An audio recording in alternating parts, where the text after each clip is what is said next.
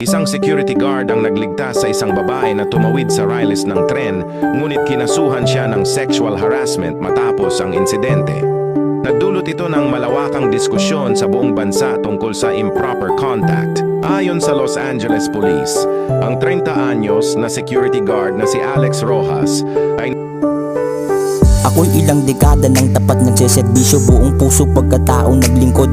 At kahit kailanman di ko hinangad na mang abuso, dahil dito ako kumukuha ng ipang bubuhay ko sa akin pamilya. Kaya naman pinag-igihan araw at gabi nagbabantay, pumakayod ng pantay. Kahit minsan di sapat ang sinasahod, sige lang uniforme susuot. Dahil ito buhay namin mga gwardya, buhay namin nasa bingit. Kundi kami kikilos, buhay namin ay sisilip sa langit. Dahil di namin alam ang mangyayari, hindi namin alam ang sinasabi ng tadhana na kung kailanman mananatili sa trabahong pagagwardya. Pero kung sakaling mawala at mapasabak sa engkwentro, Panginoon hayaan yung magsalita, mga silbing nakasaksi. Kung sino pang nagmamalasakit ay siya pa ang mali. Ginagampanan ko lang naman ang trabaho bilang gwardya.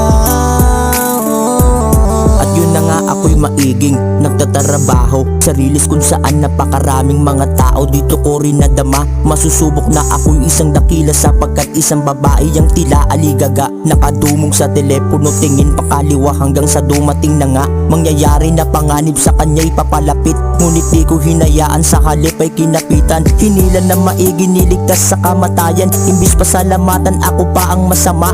Isipin yung mabuti kung ano aming trabaho, isipin yung mabuti na tama aming serbisyo. Dahil iilan sa karamihan na hindi alam ang kwento, na pangit man sabihin at bawal man aminin, na bawal magreklamo kahit buhay naming kapalit. Kung sino pang nagmamalasakit ay siya pa ang mali. Ginagampanan ko lang naman ang trabaho bilang gwardya. Kung sino pang nagmamalasakit ay siya pa ang mali. Ginagampanan ko lang naman ang trabaho